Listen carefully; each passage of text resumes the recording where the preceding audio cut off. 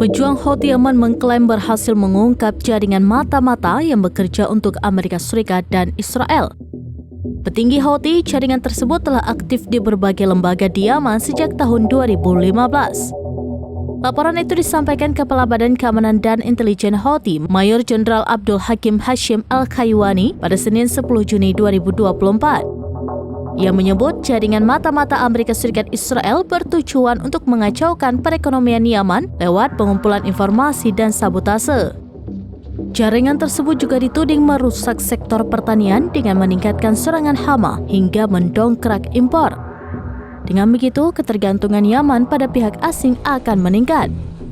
Jaringan tersebut juga dilaporkan menyasar sektor kesehatan dengan menyebarkan penyakit dan merusak sistem pendidikan dengan mendorong korupsi moral. Selain itu, jaringan spionase memberikan informasi rahasia kepada lembaga-lembaga Amerika Serikat dan Israel. Tujuannya untuk melemahkan tentara Yaman dan mengurangi kemampuannya. Jaringan yang terekspos mengumpulkan informasi penting di berbagai bidang, kata Al-Kaiwani, dikutip dari Al-Mayadin pada Selasa 11 Juni 2024. Lebih parahnya lagi, jaringan itu merekrut pejabat di pemerintahan Yaman dan mempengaruhi para pengambil keputusan. Mereka berada di Yaman dengan kedok organisasi kemanusiaan dan badan-badan PBB.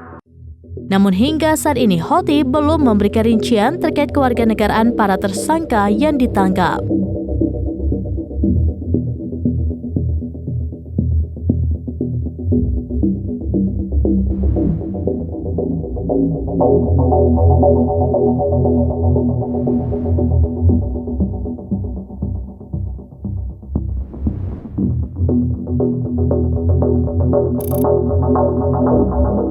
Download Tribun X sekarang, menghadirkan lokal menjadi Indonesia.